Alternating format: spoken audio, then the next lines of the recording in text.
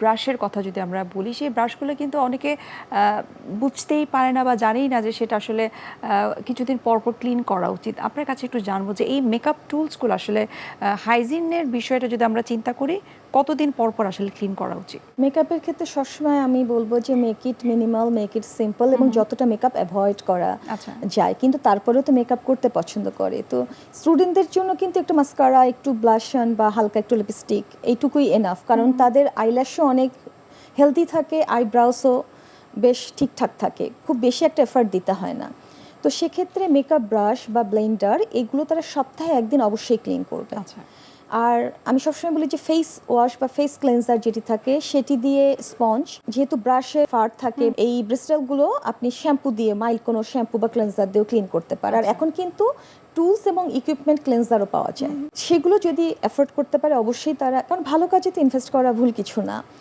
আর যে কোনো মেকআপের ক্ষেত্রে ব্যবহারের পরপরই যেন এয়ারটাইট করে রাখে, মেকআপগুলো শেয়ার করবে না। নিজের মেকআপ যতটুকু হোক নিজেরটা নিজেই ব্যবহার করবে, শেলফ টাইমটা মেনটেন করবে।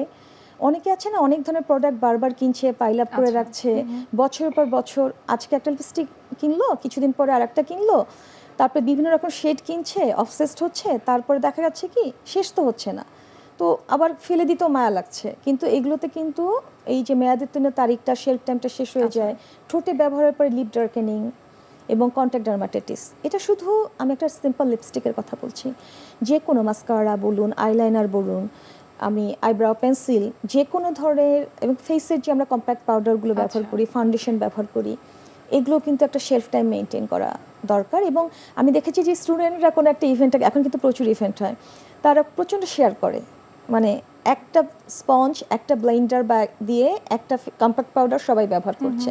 তাহলে কি হচ্ছে, face to face, skin to skin contact হচ্ছে, তাহলে তার জার্মটা সেখানে চলে যাচ্ছে, পিম্পল হচ্ছে, পোর ক্লগ হচ্ছে, ফাঙ্গাল ইনফেকশন প্রচুর, মানে ফেশিয়াল ডার্মাটাইটিস এবং ফেশিয়াল ফাঙ্গাল ইনফেকশন এগুলো কিন্তু খুব বেশি পরিমাণ হচ্ছে। একই প্রোডাক্ট, একই ইকুইপমেন্টস বা টুলস যদি বলি, তারা 5 থেকে 6 জন ফ্রেন্ডসরা মিলে ইউজ করছে। এই বিষয়ে কি আপনারা কাউন্সিলিং করে থাকেন? আপনারা যে উদ্যোগগুলোর কথা বলছেন, সেখানে কি কাউন্সিলিং করা হয়ে থাকে? এখানে আমরা ইন পার্সন যখন তাদের সাথে কাউন্সিলিং করা হয়, তাদেরকে একটা রাইট গাইডলাইন দেওয়া হয়, এবং সেই সাথে তাদের স্কিন কেয়ার, স্কিন টাইপ অনুযায়ী একটা পার্সোনালাইজড রুটিন তৈরি করে দেওয়া হয়। এবং তাদের যদি কোনো কনসার্ন থাকে, হেয়ার লস, পিম্পল, ব্রন, কোনো ডার্মাটাইটিস বা ফাঙ্গাল ইনফেকশন, সেই অনুযায়ী কারেকশনের আমরা প্রেসক্রিপশন দিয়ে থাকি।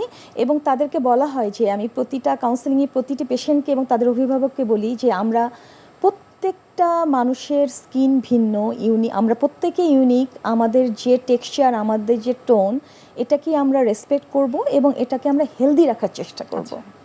এই জন্য পুষ্টির ভূমিকাটাও অনেক বেশি গুরুত্বপূর্ণ। অবশ্যই। জি, আমরা ত্বকের যত্ন নিয়ে আরও বিস্তারিত আপনার কাছ থেকে জানার চেষ্টা করব।